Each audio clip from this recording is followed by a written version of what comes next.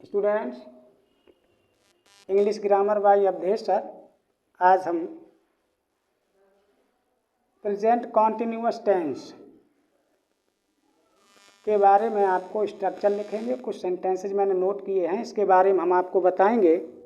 ये बताएंगे कि किस तरीके से जब भी कभी कॉन्टिन्यूअस टेंस का जो भी, चाहे पास्ट कॉन्टिन्यूअस टेंस हो, चाहे आपका प्रेजेंट कॉन्टिन्यूअस टेंस हो, इसके बाद जो भी कॉन्टिन्यूअस टेंस की जो बनती नहीं है पैसिव चार टेंसेस की, उनमें भी अगर आप कोशिश करें तो बीइंग लगा के थर्ड फॉर्म कर सकते हैं। जो भी उनकी हेल्पिंग वर्ब हैं उनसे आप बना सकते हैं। लेकिन अपने यहाँ रूल है कि हम 8 टेंसेस की ही पैसिव बनाते हैं। तो उसी आधार पर मैंने एक दिन जिक्र किया था, उसी आधार पर आज मैंने स्ट्रक्चर भी बनाया है। सबसे पहले जब हम ऑब्जेक्ट लाते तो मैंने यहाँ पर नोट कर दिया ऑब्जेक्ट। अगर आपका सिंगुलर होगा तो इस बीइंग यूज करेंगे, और अगर आपका यहाँ पर ऑब्जेक्ट सिंगुलर हो प्लूरल होगा तो आर बीइंग करेंगे। और अगर यहाँ पर हमारा ऑब्जेक्टिव केस मी अगर आता है तो एम बीइंग का प्रयोग करके प्लस थर्ड फॉर्म करते हैं। थर्ड फॉर्म के बाद में हम बाई से द्वारा की इंग्लिश लिखते हैं, और उसके बाद में जो यहाँ पर हमारा पुराना सब्जेक्ट होता है उसे हम बाद में रखते हैं। और अगर कुछ एक्स्ट्रा वर्ड अगर आते हैं तो उन्हें हम उसके बाद में रख देते हैं। जैसे मैंने यहाँ पर कुछ सेंटेंस नोट किए हैं, बना रहे हैं, आप देखेंगे कि he is helping the poor. इसका मतलब हुआ है कि वह गरीब लोगों की मदद कर रहा है। तो यहाँ पर द पुअर जो शब्द हैं ये भाई एक्टिव है, ये पैसिव वॉइस है। तो यहाँ पर द पुअर, ये द पुअर कभी भी आपके समक्ष आएगा तो प्लूरल में ही होगा। The poor, the lame, the young, the rich, the old, the old, उसे हम दी ओल्ड कहेंगे। तो ये सब प्लूरल में आते, क्योंकि एडजेक्टिव के पहले द लगने से ही हमेशा प्लूरल शब्द बनते हैं। तो यहाँ पर हमें हेल्पिंग वर्ब भी इसके पैसिव के लिए क्या लानी चाहिए, प्लूरल वर्ब आर। और बीइंग मैंने पहले ही बोल दिया है बीइंग। और यहाँ हेल्पिंग का थर्ड फॉर्म लिखना पड़ेगा, हेल्प्ड, हेल्प्ड बाई हमने लिख दिया। यहाँ पैसिव में जब भी एक्टिव से पैसिव करनी होती तो ही का हमेशा ऑब्जेक्टिव केस लिखना पड़ता है, हिम। ये आपकी पैसिव बनी, इसका हिंदी में अर्थ भी मैं समझा रहा हूँ। उसके द्वारा गरीब लोगों की मदद की जा रही है। इसके बाद दूसरा नोट किया है एक्टिव पैसिव बनाना है। सरला इज नॉट राइटिंग, नहीं, Sarla is not watering the plants. यहाँ पर भी देखा मैंने ऑब्जेक्ट क्या, किसे पानी दे रही है, ये बेजानदार में है। तो ये पौधों को दा हमने प्लांट्स लिख लिया। क्या लिख लिया, प्लांट्स लिख लिया।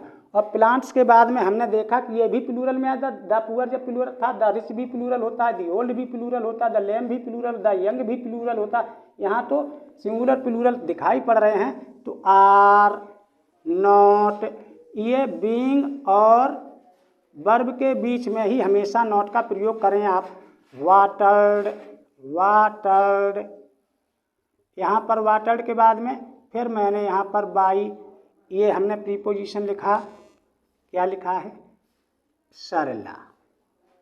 ये हुआ, माने कि पौधों को सरला के द्वारा पानी दिया जा रहा है।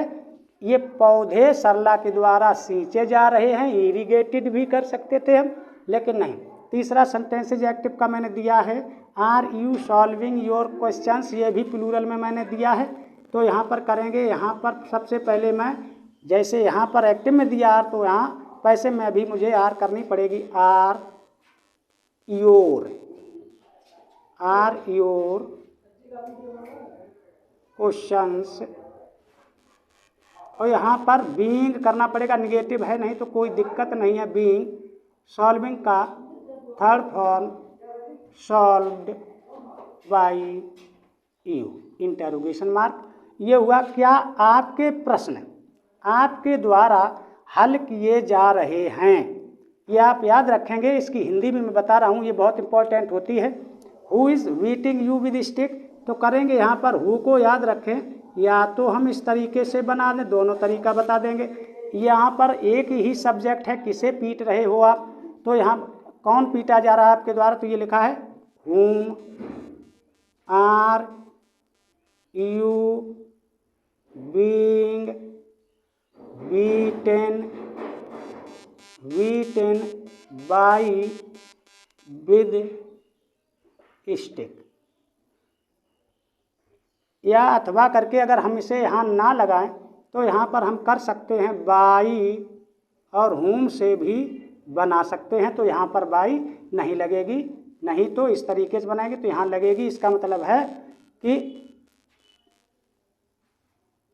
whom आर यू माने वायु, माने कि तुम किसके द्वारा डंडे से पीटे जा रहे हो। ये आप याद रखें, हु को हुम में बदल। लेकिन एक और सेंटेंसेज मैंने दिया हुम, और हुम को आप जब बदलेंगे तो हु में कर देंगे, और हुम का हु होता है ये पैसिव में, ये पैसिव हो गई, ये एक्टिव है, ये एक्टिव है, ये पैसिव हो गई।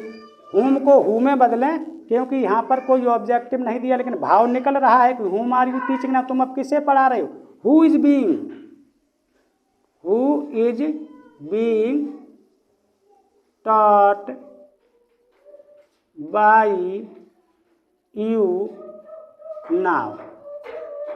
इसका मतलब हुआ who is being taught by you now, माने कि तुम्हारे द्वारा अब कौन पढ़ाया जा रहा है। क्योंकि हु एक वचन का इंटेरोगेटिव वर्ड भी होता है, इसमें कर्ता भी निहित होता है। इस तरीके से आने वाले भविष्य में आपको ये तो थोड़ा बहुत है, आगे और अच्छा बताया करेंगे। बहुत बहुत धन्यवाद।